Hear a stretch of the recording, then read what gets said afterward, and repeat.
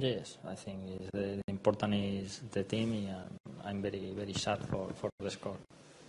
Φυσικά και το μόνο που μετράει είναι η ομάδα, οπότε και ο ίδιος είναι πολύ απογοητευμένος από το τελικό αποτέλεσμα. Ο Πας Γιάννηνα πλέον, παρότι ήρθε στη νέα μεταγραφική περίοδο, δυσκολεύεται πάρα πολύ τις τελευταίες αγωνιστικές και να βρει δίχτυα αλλά και να πάρει τη νίκη. Τι θεωρεί ότι πρέπει να συμβεί από εδώ και πέρα στην ομάδα του για να έχει πλέον ελπίδες για κάτι καλύτερο?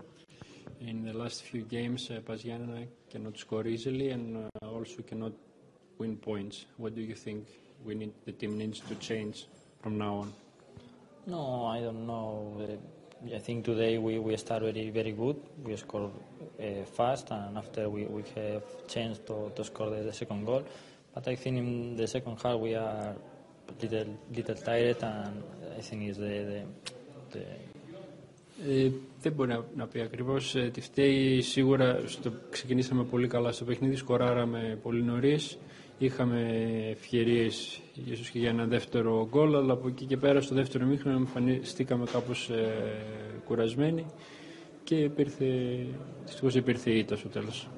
Βρισκόμαστε στον δεύτερο γύρο. Ο Πας Γιάννηνα δύσκολα πετυχαίνει γκολ και δύσκολα πλέον παίρνει και την νίκη. Τι μπορεί να περιμένουν οι φίλαθλοι στο μέλλον? Something about the fans now. We are second round. The team does not score easily and cannot take points. What is to expect now? No, I think we go every match to take the 3 points, and I think the last 3 games we are very unlucky. I think now I forget this.